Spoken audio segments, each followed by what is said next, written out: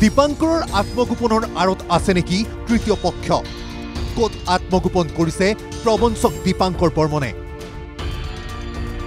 DB কাণ্ডৰে জড়িতৰ সন্দেহত 12 কৰ্মচাৰীক আটক।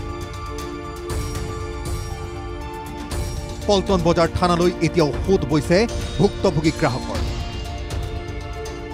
উলুবাৰীৰ বৰা ছাৰ্ভিচত ডিবি ষ্টক ব্ৰকিং নামেৰে কাৰ্যালয় খুলিছিল দীপাঙ্কৰ বৰ্মনে। 2018ৰ পৰা নলবাৰীৰ দীপাঙ্কৰ বৰ্মনে কৰি গৈছিল ষ্টক ব্ৰকিঙৰ ব্যৱসায়।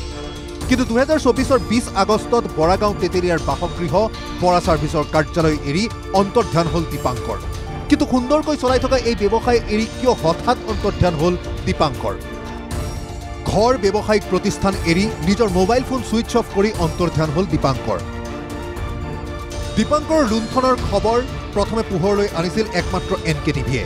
প্ৰায় 7,000 কোটি টকা আত্মসাৎ কৰি আত্মগোপন কৰিলে দীপাঙ্কৰে। দীপাঙ্কৰৰ এই আত্মগোপনৰ আঁৰত আছে নেকি বিনিয়োগকাৰী অথবা কোনো তৃতীয় পক্ষ? কিয়নো দীপাঙ্কৰৰ DEMAI একাউণ্টত আছে প্ৰায় 3,000 কোটি টকা। সেই কথা জানে নেকি বিনিয়োগকাৰী অথবা তৃতীয় পক্ষই? ডিবি ষ্টক ব্ৰকিঙত ধন বিনিয়োগ কৰিছে বহু হাই প্ৰফাইল লোকেও। প্ৰভাৱশালী মন্ত্ৰী, আৰক্ষী বিষয়া, অধিবক্তাই ধন বিনিয়োগ কৰিছে এই ডিবি ষ্টক ব্ৰকিঙত। প্ৰভাৱশালী ব্যক্তিয়ে লুকুৱাই ৰাখিছে নেকি দীপাঙ্কৰক?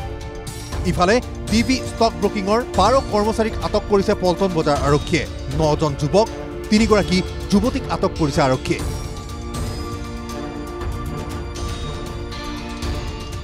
শুকুৰবাৰেও থানালৈ আহিছে বহু বিনিয়োগকাৰী। ইখনৰ পিছত সিখন এজাহাৰ দাখিল কৰিছে ভুক্তভোগী গ্ৰাহকে। 16,000 ক্লায়েণ্টছ আছে ডিবি ষ্টকৰ।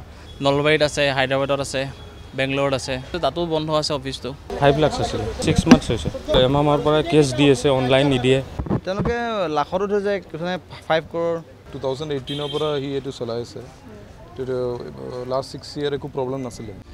প্ৰশ্ন হয়, ক'ত আত্মগোপন কৰিছে প্ৰবঞ্চক দীপাঙ্কৰ বৰ্মনে? কোনো চক্ৰৰ হেঁচাত আত্মগোপন কৰিছে নেকি দীপাঙ্কৰে? দীপাঙ্কৰক আৰক্ষীয়ে সুশৰীৰে উদ্ধাৰ কৰিব পাৰিলেই ওলাই পৰিব এনেবোৰ প্ৰশ্নৰ উত্তৰ। কেমেৰাত গণেশ কলিতাৰ সহযোগত বিনয় কলিতাৰ ৰিপৰ্ট, NKTV+।